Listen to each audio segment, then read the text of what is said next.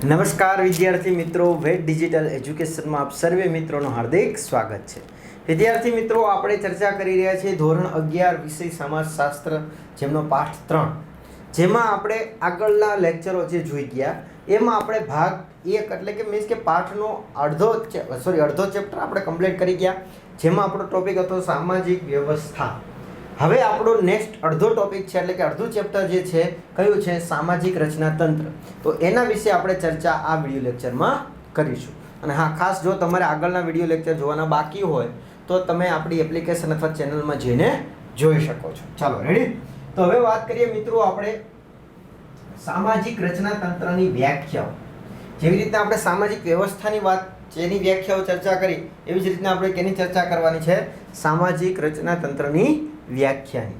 તો વાત કરીએ સામાજિક વ્યવસ્થા સાથે ઘનિષ્ઠ સંબંધ ધરાવતો તેમજ તેના પર આધારિત સામાજિક રચના તંત્રનો ખ્યાલ આપણે જોઈએ તે પહેલા રચનાનો ખ્યાલ સમજીશું.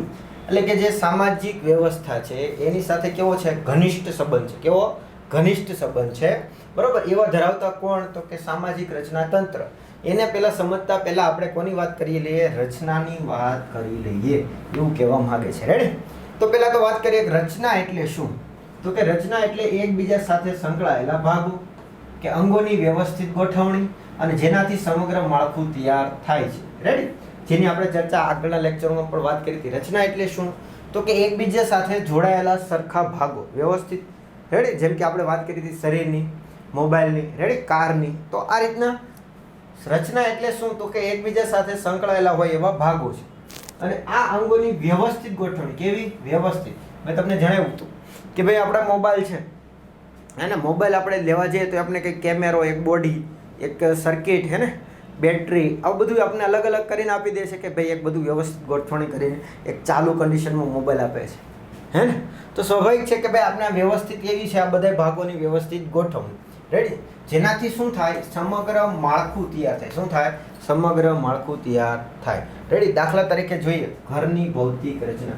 જેવી રીતના આપણે ઘર બનાવી તો એમાં ખાલી ઈંટો જ આવે ના, એની બધી વ્યવસ્થિત અલગ અલગ સ્ટેપ બાય સ્ટેપ એમની ગોઠવણી થતી હોય. જો કારણ કે તેમાં ઈંટો હોય, રેતી હોય, કપચી હોય, સિમેન્ટ હોય, બારી બારણા હોય વગેરેનો વ્યવસ્થિત ગોઠવણીથી તૈયાર થયેલું માળખું, રેડી, એને ઘર કહીએ છીએ.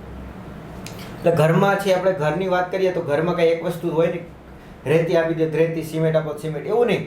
રેતી, સિમેન્ટ, કોન્ક્રીટ, બારી બારણા, બરાબર, આ બધી વસ્તુ ભેગી થાય અને આની બધી વ્યવસ્થિત ગોઠવણી થાય અને એક માળખું તૈયાર થાય એને આપણે ઘર કહીએ છીએ. રેડી. એવી જ રીતે જોવા જઈએ તો વર્ગખંડ છે, સ્ટાફ રૂમ છે, લેબોરેટરી છે, લાઇબ્રેરી છે, ઓફિસ છે, પ્રાર્થના ખંડો છે વગેરેની ગોઠવણીથી શાળા કે કોલેજોની રચના બને છે. એટલે કે આવી જ રીતના આપણે જો શાળા એક્ઝામ્પલ સ્કૂલનું વાત કરીએ તો જે વર્ગખંડ છે, જે આપણા અલગ અલગ વર્ગ હોય એ, પછી સ્ટાફ રૂમ એમાં આવે, પછી લેબોરેટરી આવે, લાઇબ્રેરી આવે, ઓફિસ આવે, પ્રાર્થના ખંડ આવે, આ વગેરેની જે વ્યવસ્થિત ગોઠવણી હોય, બરાબર, આને લીધે શું બને, તો કે શાળા અથવા તો કોલેજ બને, હે ને.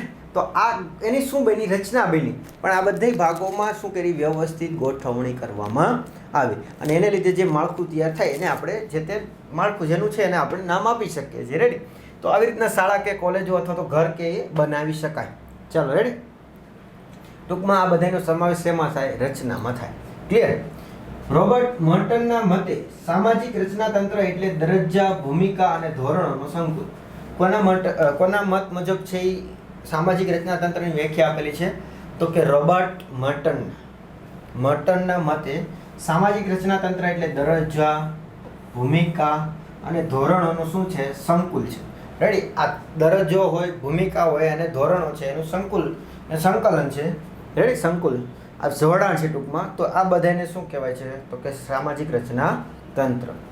નેક્સ્ટ છે વિદ્યુત જોશી. કોણ છે? વિદ્યુત જોશી.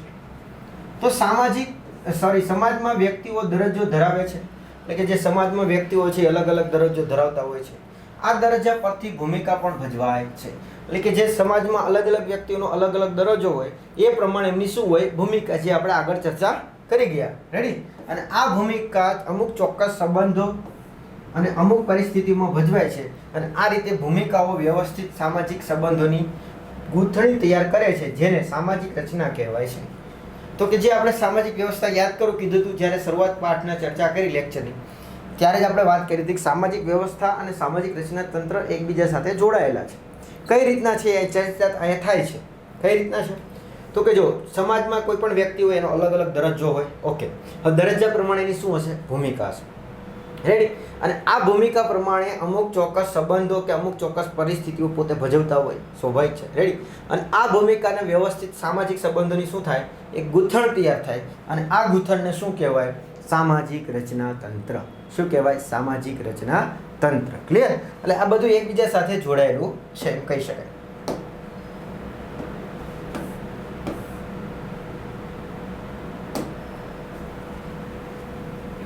આમ સામાજિક માળખું એક અમૂર્ત ઘટના છે. કેવી? મૃત નહીં, અમૂર્ત ઘટના છે. ક્લિયર? અને તેના એકમોમાં સમૂહ, સંસ્થા, સંગઠન અને મંડળનો સમાવેશ થાય છે. એટલે કે આમ સામાજિક માળખાની વાત કરીએ તો એ કેવી છે? અમૂર્ત ઘટના છે. અને એના એકમોમાં કોણ કોનો સમાવેશ થાય? તો કે ભાઈ સમૂહ છે, અલગ અલગ સંસ્થાઓ છે, રેડી? સંગઠન છે, સમૂહ છે, સંસ્થાઓ છે, સંગઠનો છે, મંડળો છે, આ બધાનો સમાવેશ એમાં થતો હોય છે. ક્લિયર? દરેક સમાજમાં વ્યક્તિને એકબીજા સાથે જોડવા માટે ખાસ સંસ્થાકીય પ્રણાલિકા વિકસાવેલી હોય છે.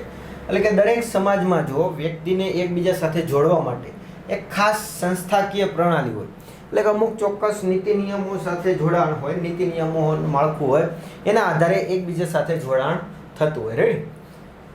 ચાલો, વ્યક્તિઓ જ્યારે સામાજિક દરજ્જાથી એકબીજા સાથે જોડાય ત્યારે તે સામાજિક માળખામાં રૂપાંતરિત પામે છે. એટલે કે જ્યારે વ્યક્તિઓ છે એ સામાજિક દરજ્જો જે એને સમાજમાં દરજ્જો મળ્યો છે એ પ્રમાણે એકબીજા સાથે જોડાય ત્યારે સામાજિક માળખામાં શું થાય છે? રૂપાંતરિત થતા હોય છે. એટલે કે કોઈ વ્યક્તિ છે એ જ્યારે સામાજિક દરજ્જાથી એકબીજા સાથે જોડાતા હોય તો તે સામાજિક માળખામાં રૂપાંતર થાય. જેમ કે કુટુંબ એક સામાજિક રચના છે. જેવી રીતના કુટુંબ છે એ શું છે? સામાજિક રચના છે. જેમાં કોણ કોણ વ્યક્તિઓ સામાજિક દરજ્જાથી જોડાય? તો કે માતા પિતા છે, પતિ પત્ની છે, પુત્ર પુત્રી છે, બરાબર, વગેરેના સંબંધિત વ્યવસ્થિત રીતે ગોઠવાયેલા હોય છે. એટલે કે જે કુટુંબ આવે, કુટુંબમાં આ બધાના સંબંધો સ્ટેપ બાય સ્ટેપ વ્યવસ્થિત શું હોય? ગોઠવાયેલા હોય. અરે એવી જ રીતે ગ્રામ સમુદાયમાં એક એવી રચના છે કે જેમાં વિવિધ જ્ઞાતિઓ, પેટા જ્ઞાતિઓનો પણ સમાવેશ થાય છે. એટલે કે જેવી રીતના કુટુંબમાં જેમ અલગ અલગ આવશે, માતા પિતા, પતિ પત્ની, પુત્ર પુત્રી, હે ને? તો એવી જ રીતના ગ્રામ સમુદાયની આપણે વાત કરીએ તો એમાં અલગ અલગ નાની મોટી જ્ઞાતિઓ આવશે, હે ને? આ સિવાય પેટા જ્ઞાતિઓ હોય. રેડી? તો આ બધાનો સમાવેશ એમાં થતો હોય છે. તો આ હતી એમની પ્રસ્તાવના કોની અને એમની વ્યાખ્યાઓ કેની? સામાજિક રચના તંત્રની. હવે આપણે આ 3 ગુણમાં પૂછી શકાય એવો મહત્વનો સવાલ છે. કયો? સામાજિક રચના તંત્રના લક્ષણો. 3 ગુણમાં પૂછી શકાય એટલે ધ્યાન રાખજો. રેડી?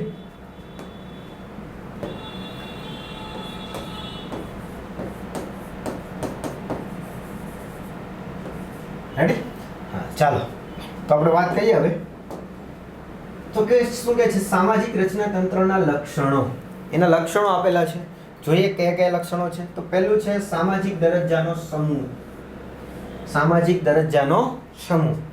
તો કે દરજ્જાનો સમૂહ એ સામાજિક રચના તંત્રનું પ્રથમ અને આવશ્યક લક્ષણ છે. તો જે દરજ્જાનો જે છે, દરજ્જો, અલગ અલગ દરજ્જો આપવામાં આવે ને એનો જે સમૂહ છે, રેડી, એ સામાજિક રચના તંત્રનું શું છે? પ્રથમ એટલે પહેલા નંબરનું, અને આવશ્યક એટલે ફરજિયાત શું છે? એનું લક્ષણ છે. ક્લિયર? કોઈ પણ રચના તંત્રમાં વિવિધ દરજ્જાઓથી અસ્તિત્વમાં આવે છે. એટલે કે પછી કોઈ પણ રચના તંત્ર હોય એ પોતાના અલગ અલગ દરજ્જાને લીધે જ છે પોતે શું થતી હોય? અસ્તિત્વમાં આવતી હોય છે. રેડી? ચાલો, સમૂહ કે સંસ્થાની જરૂરિયાતો પૂર્ણ કરવા માટે આવા વિવિધ દરજ્જાઓનું હોવું જરૂરી છે. એટલે કે જે સમૂહ છે કે જે સંસ્થાની જે જરૂરિયાતો છે, સમૂહ હોય કે સંસ્થાની જરૂરિયાતો હોય એ પૂરી કરવા માટે શું જરૂરી છે? તો કે વિવિધ દરજ્જો છે, અલગ અલગ વિવિધ દરજ્જા હોય એ હોવા જરૂરી છે. જુદા જુદા દરજ્જા હોવા જરૂરી છે. તો જ શું થાય? તો કે સમૂહ અથવા તો સંસ્થાની જરૂરિયાતો પૂર્ણ થાય. રેડી? જુદા જુદા દરજ્જાઓના શ્રમ વિભાજન દ્વારા જ સમૂહ કે સંસ્થાનું ધ્યેય પ્રાપ્ત કરી શકાય છે.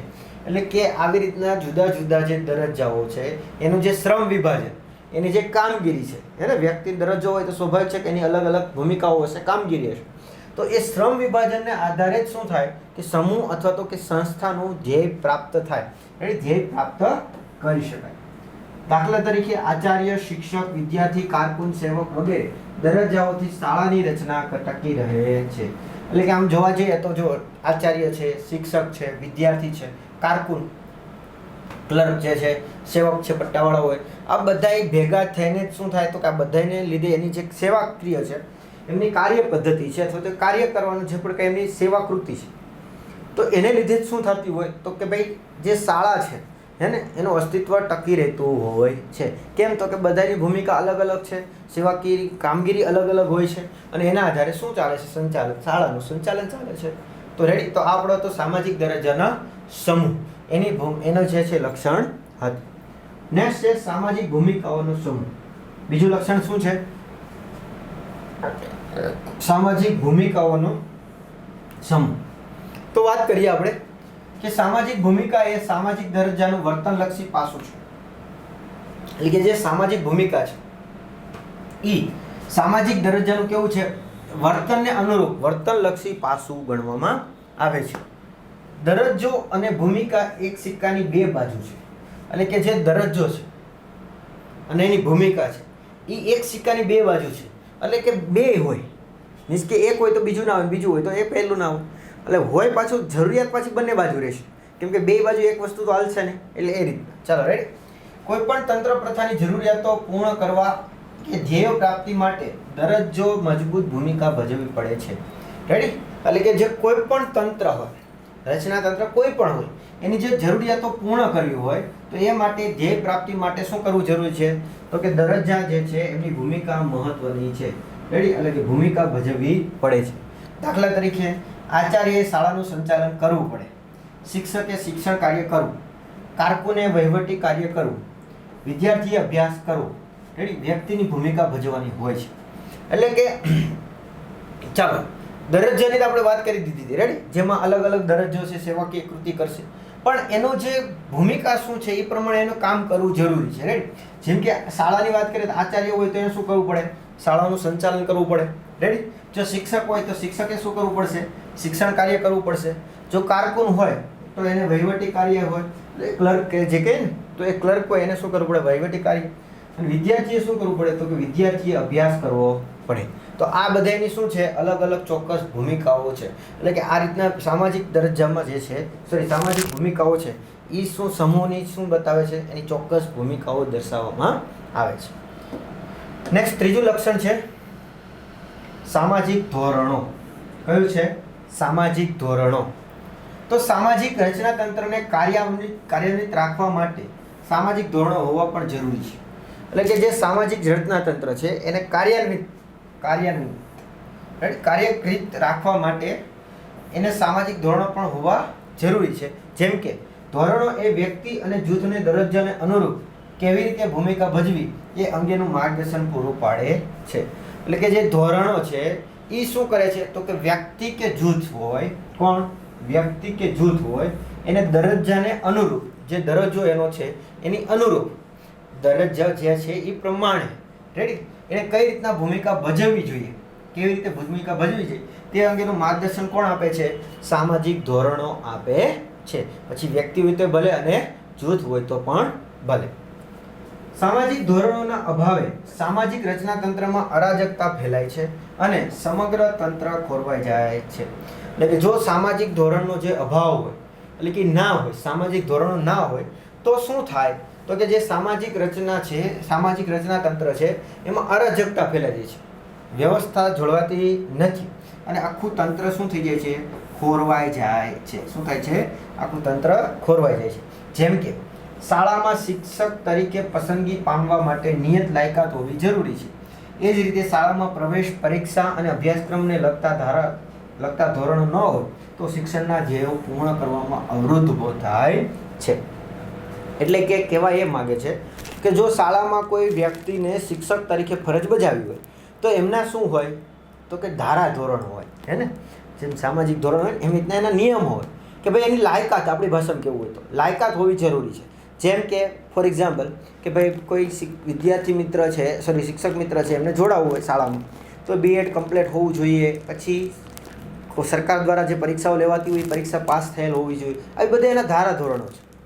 પછી વિદ્યાર્થી એડમિશન મેળવવું હોય તો એને એટલું બધું ભણતરમાં બાબતે હોય ને એટલે એમને આટલા વર્ષ પૂર્ણ થયેલા હોવા જોઈએ. રેડી? આ બધી એના ક્રાઇટેરિયા હોય. રેડી? હવે જો આ બધી વસ્તુ જો નક્કી પ્રમાણે ના કરવામાં આવે, એટલે કે એ પ્રમાણે કરવામાં ના આવે તો શાળાનું સંચાલન કરવું અઘરું બની જાય અથવા વ્યવસ્થા જળવાય નહીં. કેમ? તો કે એના કોઈ નીતિ નિયમો ન હોય તો ગમે એ વ્યક્તિ આવશે શાળામાં શિક્ષક તરીકે ફરજ બજાવવા મળશે. વિદ્યાર્થીઓ છે એની પોતે છે એ ઉંમરના હોય ના હોય તો પણ એ પોતે પ્રવેશ મેળવશે. તો આ બધું અવ્યવસ્થા સર્જાશે. રેડી? એટલે કે એના માટે શું જરૂરી છે ભાઈ? તો કે સામાજિક વ્યવસ્થા જાળવી રાખવા માટે તો કે ભાઈ સામાજિક ધોરણો છે એ જરૂરી છે. ક્લિયર? ચાલો કમ્પ્લીટ. તો આ હતા આપણા શું લક્ષણો. કયા? તો કે સામાજિક રચના તંત્રના લક્ષણો. કેટલા છે? તો કે 3 છે. કયા કયા છે? સામાજિક દરજ્જાનો સમૂહ, બીજું છે સામાજિક ભૂમિકાનો સમૂહ અને ત્રીજું છે સામાજિક ધોરણો. મિત્રો ખાસ ધ્યાન રાખજો, પરીક્ષામાં આ ટોપિક આપણે 3 ગુણમાં પૂછી શકાય છે. હવે નેક્સ્ટ આપણો ટોપિક છે કયો છે? સામાજિક રચના તંત્રનું AGIL મોડલ, જેની ચર્ચા મિત્રો આપણે આગળના લેક્ચરમાં કરીશું. તો આ વિડીયો લેક્ચરમાં મિત્રો આપણે અહીંયા સુધી રાખીએ. Thank you. જય હિન્દ, જય ભારત. અસ્તુ.